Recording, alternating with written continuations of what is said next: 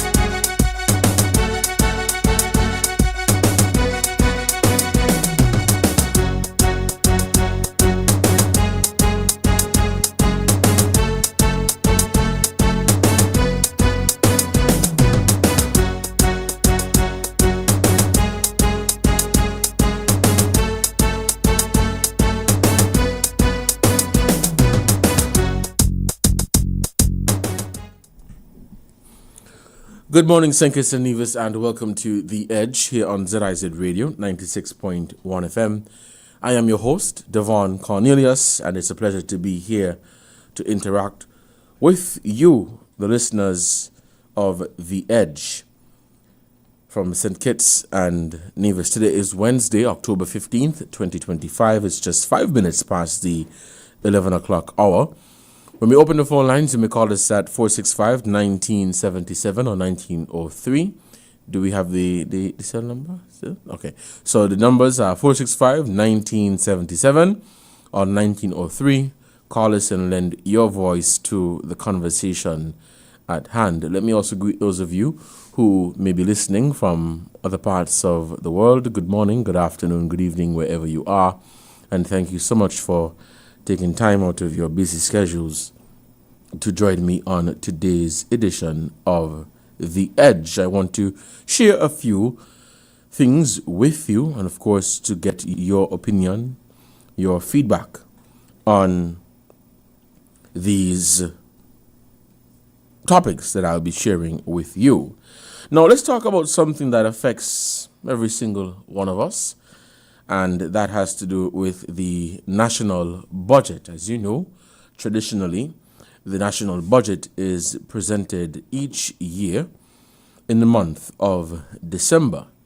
And as part of preparations for the national budget, the government will be hosting its first community consultation today at the Sadler's Primary School, beginning at 6 p.m. Now, these consultations are not just another meeting or another forum. They are a part of the process in terms of shaping the budget, the national budget process. And there are a chance for you, the public, to have a say, to give your views, to give your opinions, your ideas, your suggestions on how the country's money is spent, where the priorities should be, and what issues matter most in your community, in your village. So whether it is healthcare, education, housing, issues related to young people, economic development such as job creation, employment, these sessions present an opportunity for the community, for the public, to participate and give your ideas, your suggestions on where the priorities should be for our national budget. Now, I always believe in forums or consultations like these, because at least the opportunity is there for you to say how you feel certain things should happen in your country. Now, the truth is, it doesn't always mean that because you've given your idea or your suggestion that this is going to be implemented right away.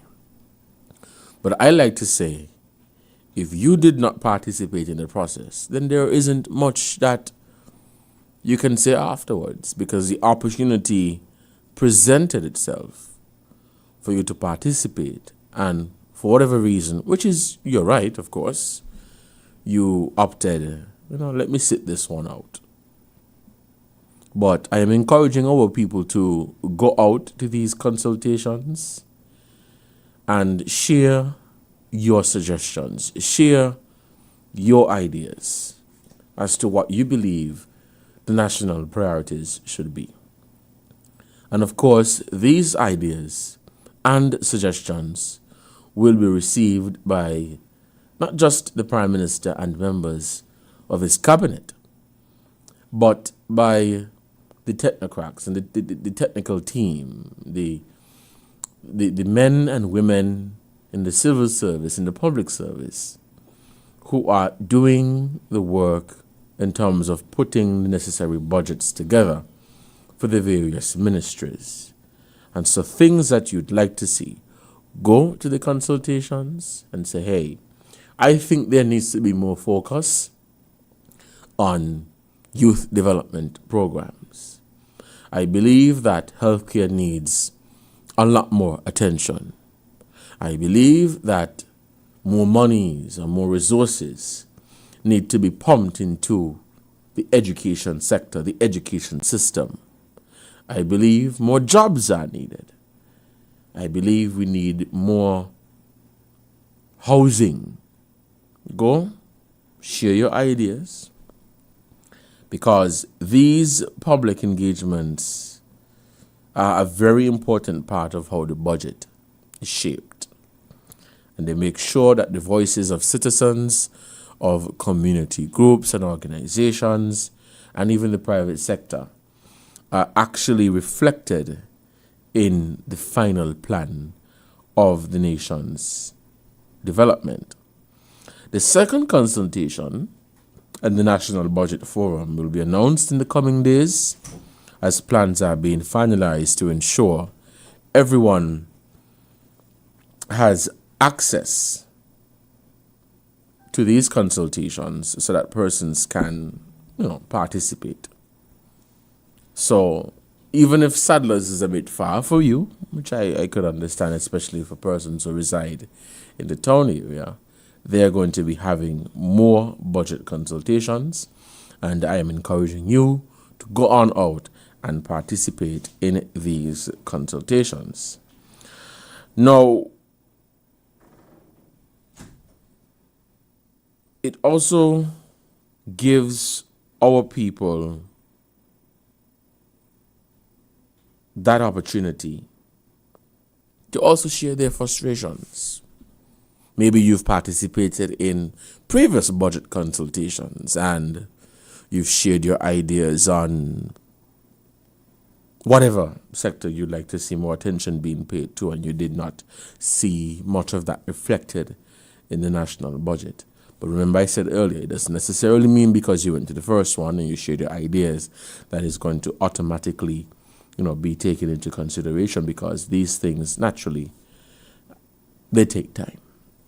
But I'm still encouraging you guys to go on out, take that time out of your schedule and participate in these budget consultations. Share your views, your ideas as to what you think should be national priority, what you think should be priorities in St. Kitts and Nevis for this upcoming budget. Now, they are happening under the theme, turning conversations into action, building our sustainable island state together. And again, this is today, beginning at 6 p.m. at the Sadler's Primary School. It is 11:14. We'll take a break, and when we come back, we'll continue the conversation here on The Edge. Stay with us.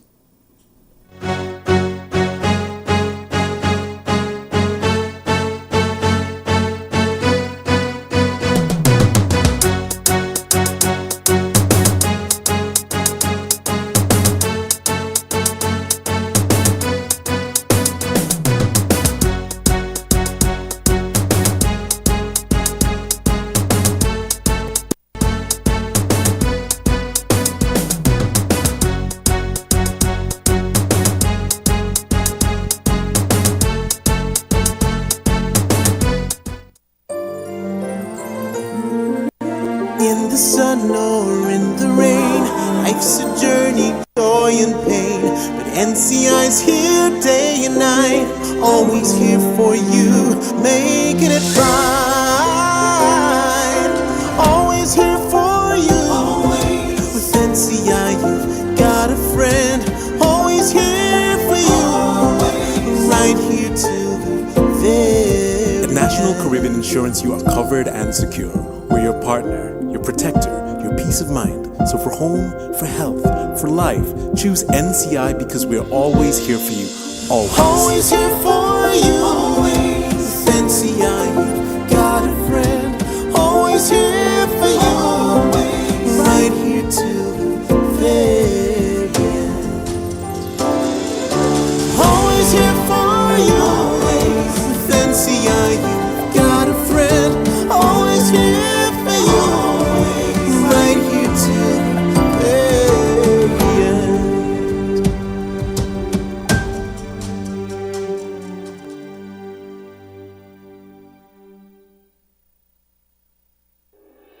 The first leg of the National Budget Consultations 2025 is here. This is your chance to speak up, share your ideas, and help shape the nation's future. Join us under the theme, Turning Conversations into Action, Building Our Sustainable Island State Together at the Sadler's Primary School on Wednesday, October 15th, 2025 at 6 p.m. sharp. All neighboring communities are invited. Come lend your voice and be part of building a stronger, more sustainable St. Kitts and Nevis. The National Budget Consultations 2025, your voice, your vision, our future.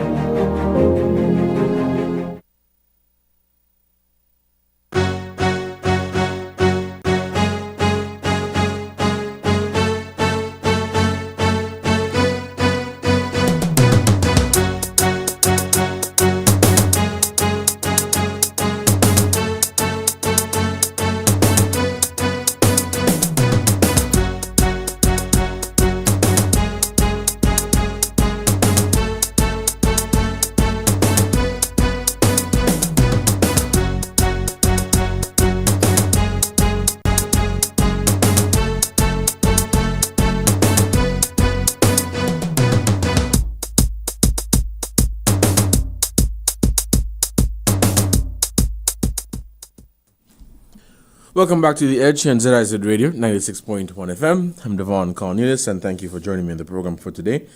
We'll open the phone lines shortly, and again, the numbers are 465-1977 or 1903.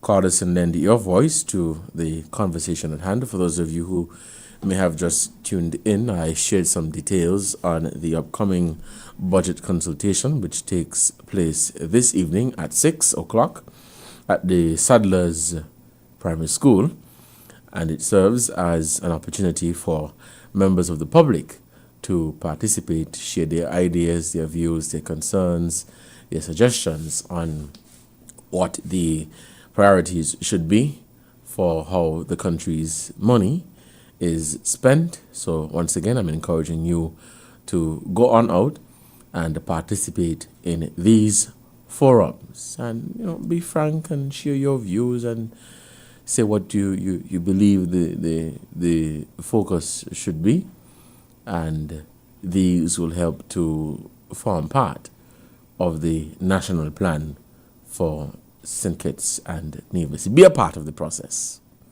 Be a part of the process and get engaged. Now, I want to switch quickly to a new development that came, well, the announcement came this week, and it has to do with a big development that is on the horizon for Fort Thomas in Fort Lands in Bastia. All of us are very familiar with Fort Thomas. And this site is set to be transformed into what's being called a world-class cultural and educational complex or landmark. The groundbreaking ceremony took place earlier this week for the Symbol of Love Museum and Moments, and that groundbreaking was led by Prime Minister Dr. Terence Drew and included members of the cabinet of the government of St. Kitts and Nevis. It is a $30 million investment, and according to the government, it is expected to redefine the tourism and heritage landscape in St. Kitts and Nevis. Now, for those who may not know, Fort Thomas has been part of our island's history and our island's story, our country's story, for generations. It once hosted major music festivals. I believe the music festival used to happen down there at one time? Okay, so music festival once happened at Fort Thomas. So it once hosted major music festivals and events. I think they used to have Inception Fete and so on down there, because I've been down there for one of those events, community events, but has stood largely idle over the last 2 decades. The government, I understand, acquired the 8.7-acre property back in 1999.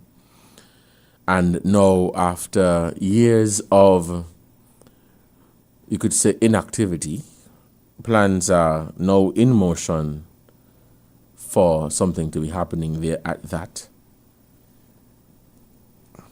property.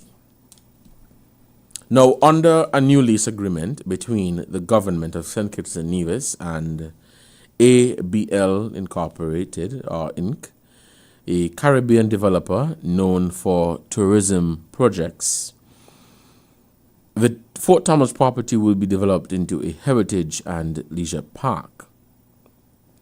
The project includes 2 flagship institutions, the Caribbean Museum of History and the International Museum. These spaces are expected to celebrate the Caribbean's shared identity while also linking our story to global human history.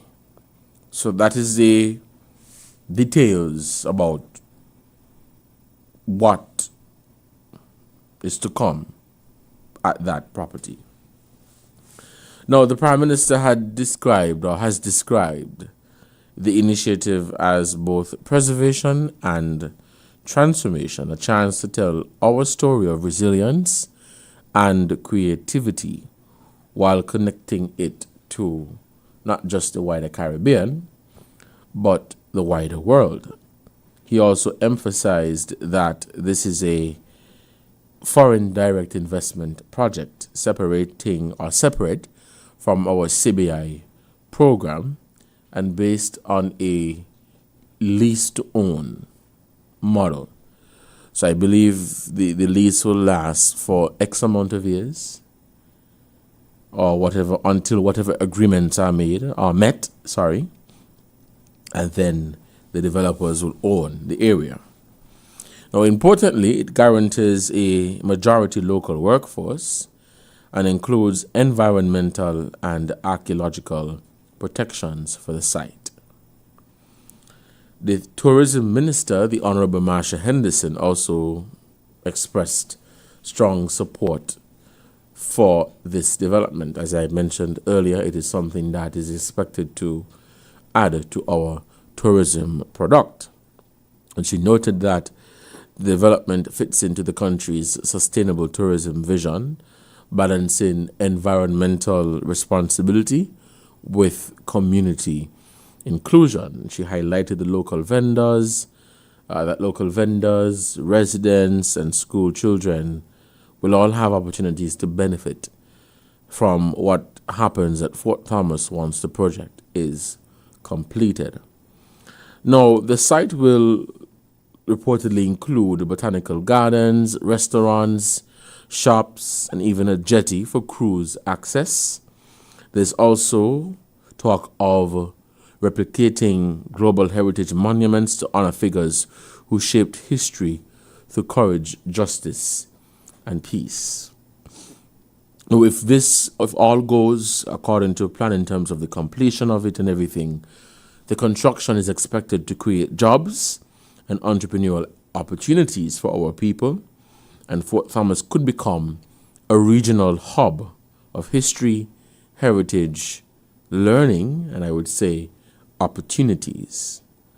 Of course, with any major development happening in our country, the public will be and has a right to be watching closely to see how the promises of transparency, sustainability, and local participation unfold in practice. So what do you think? Is this the kind of project that can elevate our tourism product and preserve our culture at the same time? Or do you have your views and your opinions about how such investments might impact heritage spaces? Of course, I'd love to hear your thoughts. The phone lines are open. Call us at 465-1977 or 1903 and lend your voice to the conversation at hand. If you have the calls right now, we'll take a break, and when we come back, we await your calls on The Edge. Stay tuned.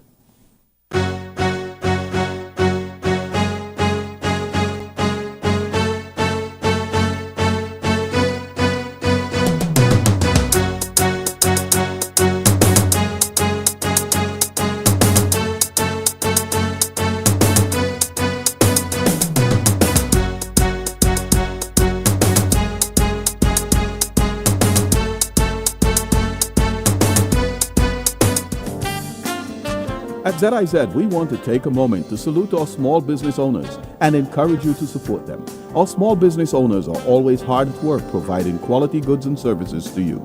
They also provide employment for many and can be counted on to give back to our communities. Today and every day, we salute our small business owners and we say thank you for the opportunity to provide advertising services to you. If you're a small business, call us at 465-2621 to join our family of small business advertisers. Call us 465-2621. You'll be glad you did.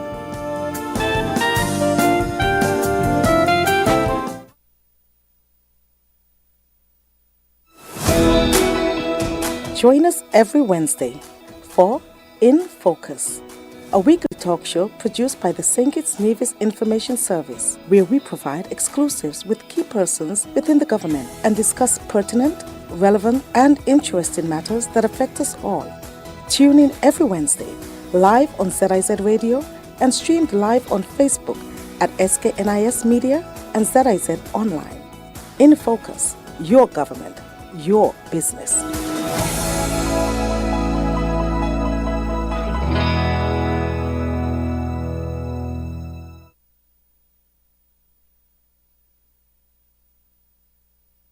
At Dental Beginnings, where it all begins with your smile, we provide quality dental care, catering to the needs of the whole family, where gentleness is our specialty and attention to detail is paramount. We offer cleanings, fillings, crown and bridge, root canals, extractions, digital x-rays, and sealants. Dental Beginnings, located at Victoria Road, Bassier, St. Kitts. Call us at 869-668-1955 or 869-465-1951. Email us at dentalbeginnings@gmail.com or visit our Facebook page. Dental Beginnings. It all begins with a smile. Are you a small business owner with big dreams? Citizenship by Investment, in partnership with the First Federal Credit Union, is awarding 25 grants of $10,000 each to help small businesses grow and succeed. Apply now by visiting the CIU website at ciu.gov.kn/grant. But don't wait, the deadline is Friday, October 17th, 2025. Seize this opportunity to elevate your business and thrive.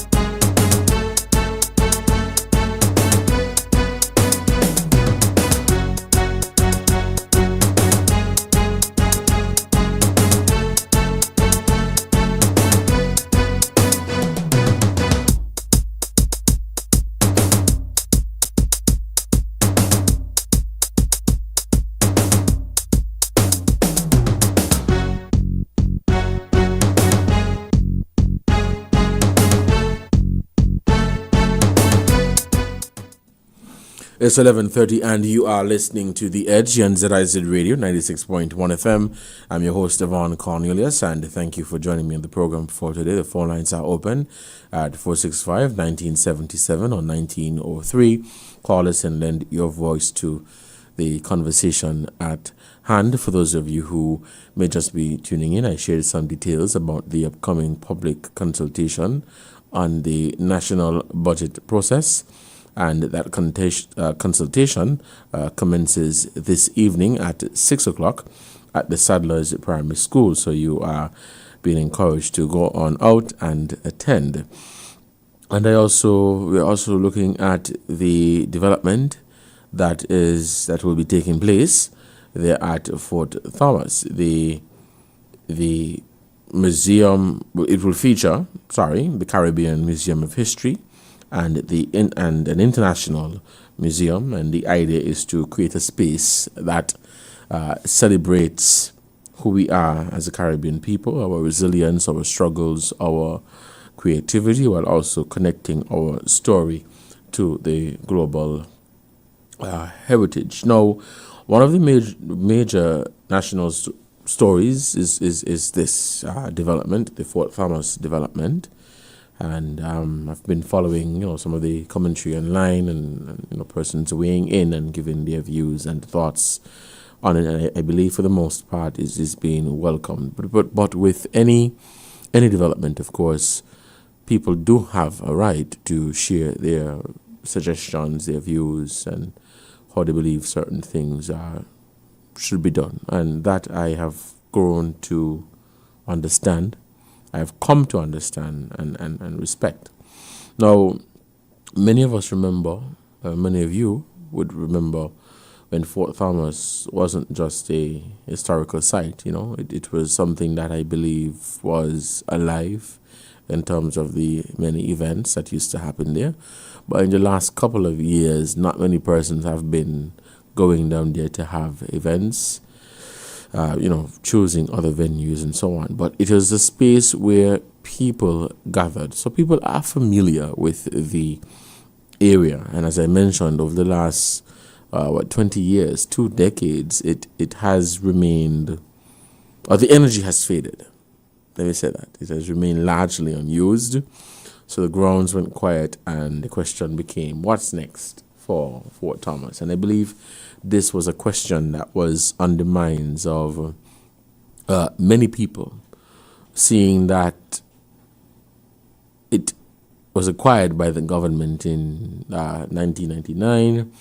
That's 26 years, and it has been used from time to time by private groups and organizations. The big question came, what's next for this treasured site? Do we just allow it to wither away? Do we just allow it to just stay there and continue to deteriorate and rot? Do the government just hold on to it as a means of saying, well, we own the property, or do you try to invest in it? So I think the idea of going down there and to have that development of such a magnitude is welcomed. But as I mentioned, with anything that is as large as this, people do have a right to watch and to assess the promises of transparency and accountability, and to ensure that things are being done the way that you said that they were going to be done. And I genuinely do not see anything wrong with that.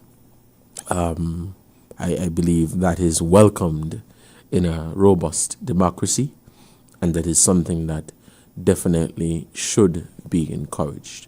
But I love the idea of this development that is taking place there, because of the fact that for the last X amount of years, 20 years, this area has remained unused. And many of us, I can boldly say that many of us have been saying, well, what are they going to do with Fort Thomas? Are they just going to allow Fort Thomas to wither away? Are they just going to allow Fort Thomas to remain there and not be of any significance or use or anything of that sort? So here it is now that the government is saying, hey, we met with some developers and we are ready to answer that question in terms of what is big, what is next for this developed or this treasured site. I always said developed site, this treasured site. So this development is expected to happen there. And the truth is, it's a massive undertaking, not just in money, but in terms of the vision, in terms of what they're looking to do, because the plan includes restaurants, shops, cafes, botanical gardens, and even a jetty for access, for cruise access and for tourism access. And so we're talking about something that could become a full-scale cultural experience, something that could become a part of our tourism product. So when people come to St. Kitts and Nevis, they no longer just look towards the usual, the Brimstone Hill, Port Zante, the Bath Hotel in Nevis, the Botanical Gardens in Nevis, and different historical landmarks around the island, but they'll now have the Museum of Love and History, that's what they call it, to look at as a next cultural site or heritage site. It is the Symbol of Love Museum and Moments. So that will, I believe, significantly add to our tourism product. And I understand the vision of linking our Caribbean history, our island's history, to what happens on the global stage. Because when you look at our tourism industry and our source markets, many of the people who come to St. Kitts and Nevis for tourism, whether it be to stay in our hotels and resorts, or whether they come via sea, which is through cruise tourism, these people are coming from the United States of America, they're coming from Europe, they are coming from the United Kingdom. These are our source markets. And so tapping into or creating spaces where they can come and experience what we have to offer, spend their money here and pump their money into our economy is something that is needed. Because as much as we try to say, we're diversifying the economy and we're trying out new things, I firmly believe that tourism will remain the bread and butter for the Caribbean. It is who we are.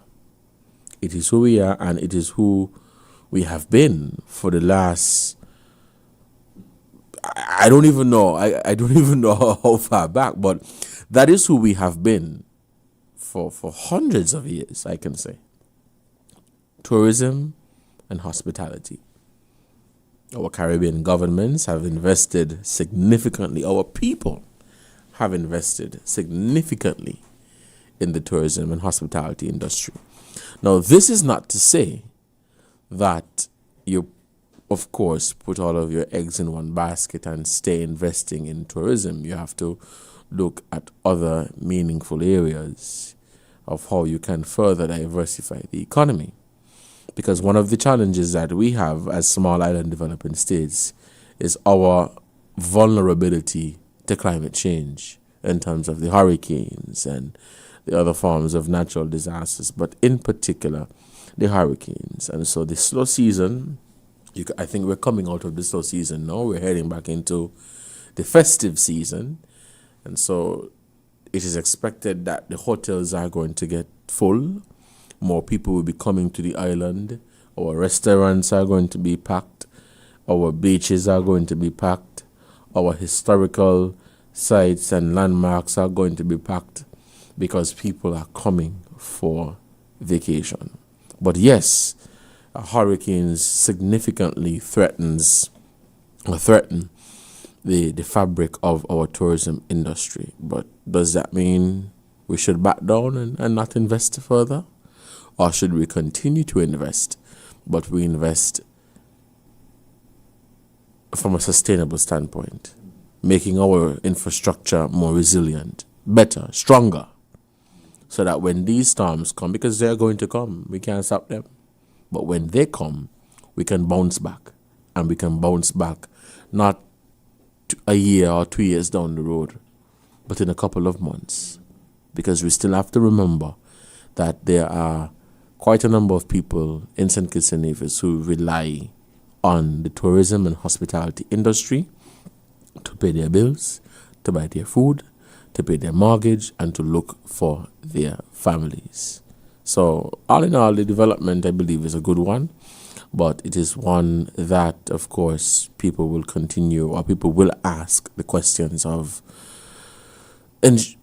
transparency and accountability, because at the end of the day, you would want to ensure that the people of St. Kitts and Nevis are not shortchanged in any development, not just this one, but in any development. You want to ensure that our people are not shortchanged, and that whatever development comes to our shores, they come and they bring good. They bring progress, and they bring prosperity for the people of St. Kitts and Nevis. It's 11:41. We'll take a break, and when we come back, we'll continue the discussion here on The Edge. Stay tuned.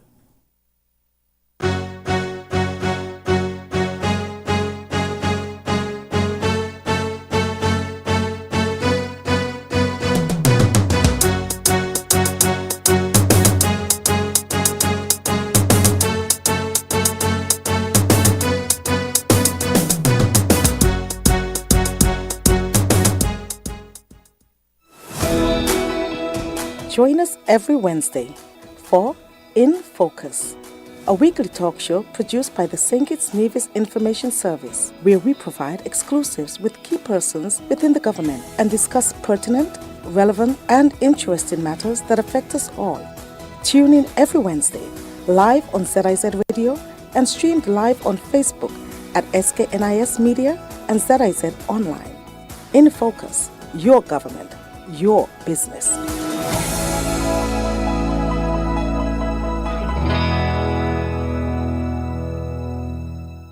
Dental Beginnings, where it all begins with your smile, we provide quality dental care, catering to the needs of the whole family. Where gentleness is our specialty and attention to detail is paramount. We offer cleanings, fillings, crown and bridge, root canals, extractions, digital x-rays, and sealants. Dental Beginnings, located at Victoria Road, Bassier, St. Kitts. Call us at 869-668-1955 or 869-465-1951. Email us at dentalbeginnings@gmail.com or visit our Facebook page.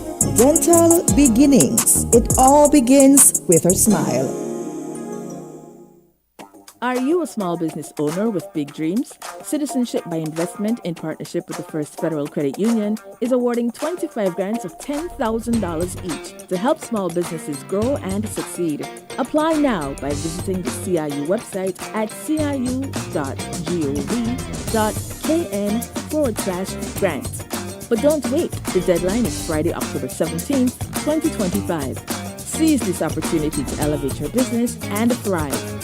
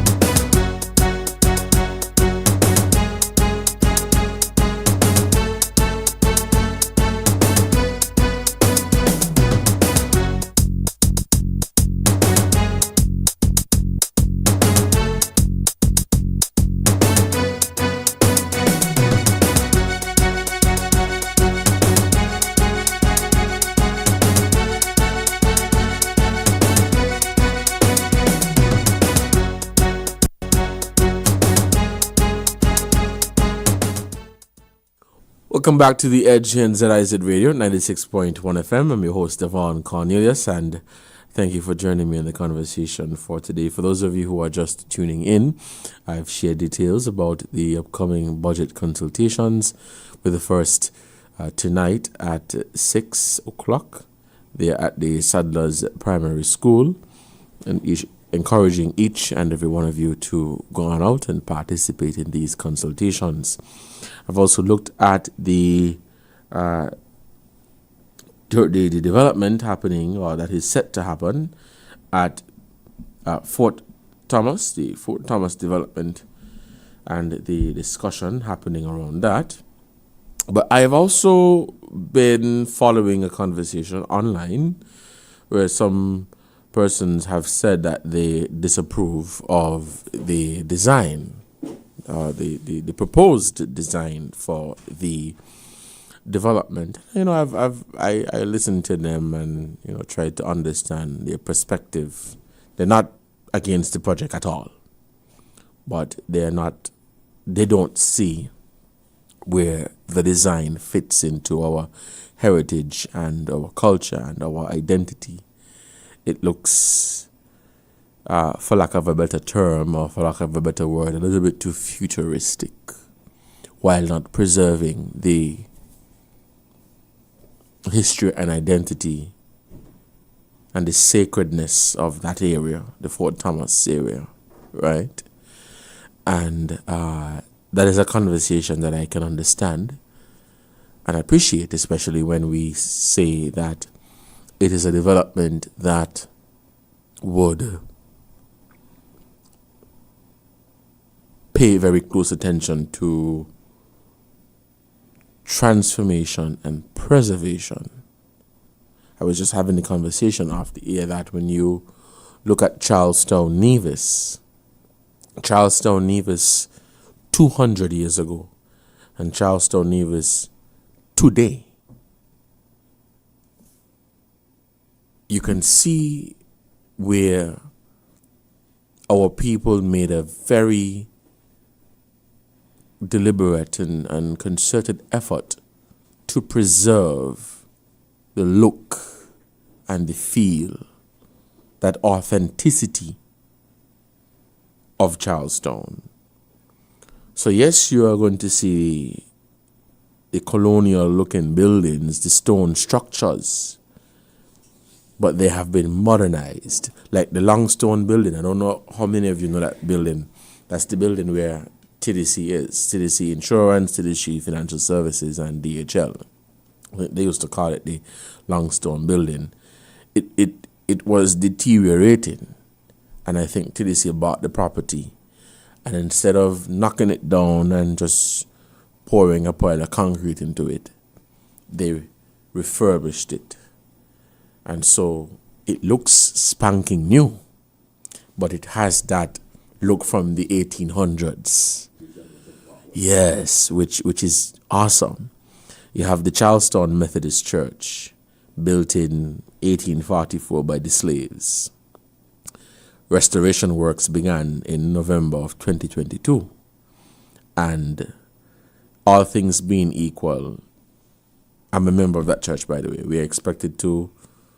We're hoping to move back into the church for the reconsecration. That's the word they're using, reconsecration, on Sunday, November 23rd, 2025. When you go inside of that facility, and when you go inside of the church and you look outside the church, it looks new, but it looks like it was built in 1800. So they did, and I think it's a World UNESCO Heritage Site, so there are certain guidelines that they had to follow in the preservation of the church. And even when they were doing the renovation works, those words of renovation and restoration were used very carefully. We are restoring the church. We're not fixing the church. We're restoring the church. So we are restoring it for future generations to come, So I think that is the vision that people have when they say that they disapprove of the design for the development at Fort Thomas. It is not a case of them being totally against the development happening there. It is just that when they look at it, it doesn't give the feel of what the area was once known for, and what we as a people are known for. One might also make the argument that it is time for us to done away with this colonial thinking and believing that all of our buildings must be stone structures and look a certain way. Fine, that is your view, your perspective on it. But I can still very much appreciate those who believe in the preservation of what it looked like 200 years ago.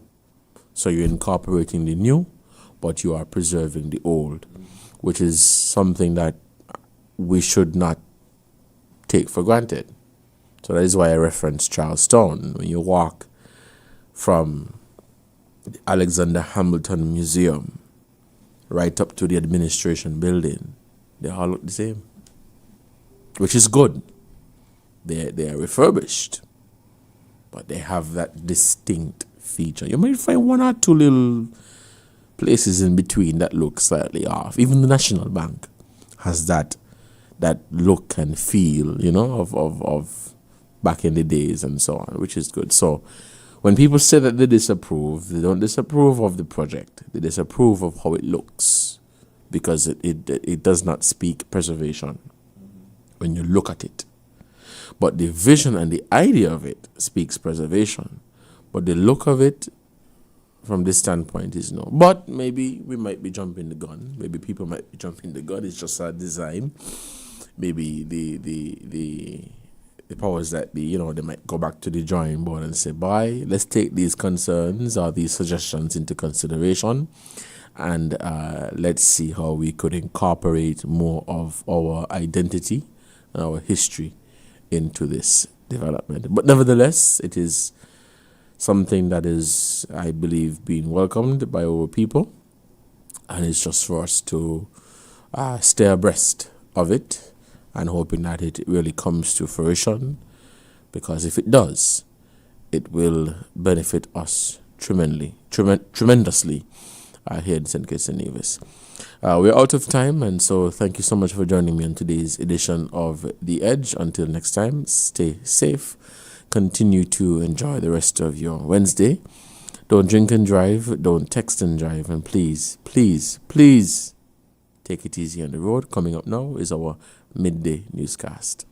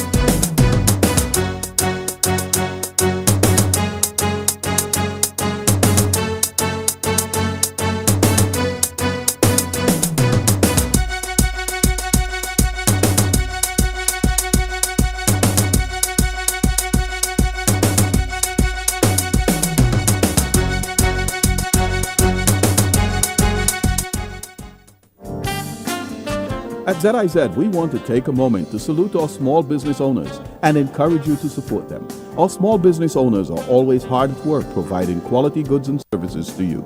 They also provide employment for many and can be counted on to give back to our communities.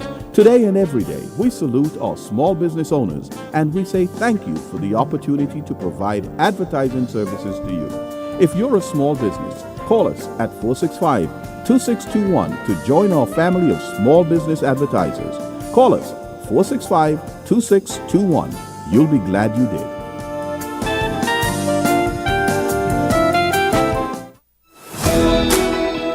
Join us every Wednesday for In Focus, a weekly talk show produced by the St. Kitts Nevis Information Service, where we provide exclusives with key persons within the government and discuss pertinent, relevant, and interesting matters that affect us all. Tune in every Wednesday, live on ZIZ Radio and streamed live on Facebook at SKNIS Media and ZIZ Online. In Focus, your government, your business.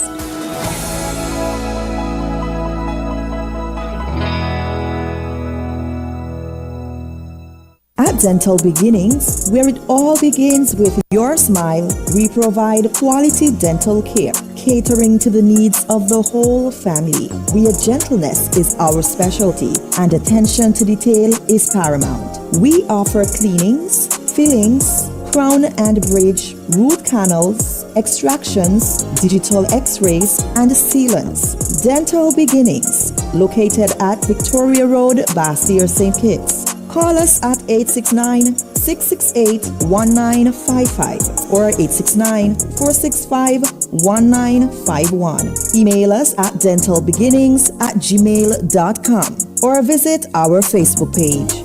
Dental Beginnings. It all begins with a smile. Are you a small business owner with big dreams? Citizenship by Investment, in partnership with the First Federal Credit Union, is awarding 25 grants of $10,000 each to help small businesses grow and succeed. Apply now by visiting the CIU website at ciu.gov.kn/grants. But don't wait, the deadline is Friday, October 17th, 2025. Seize this opportunity to elevate your business and thrive.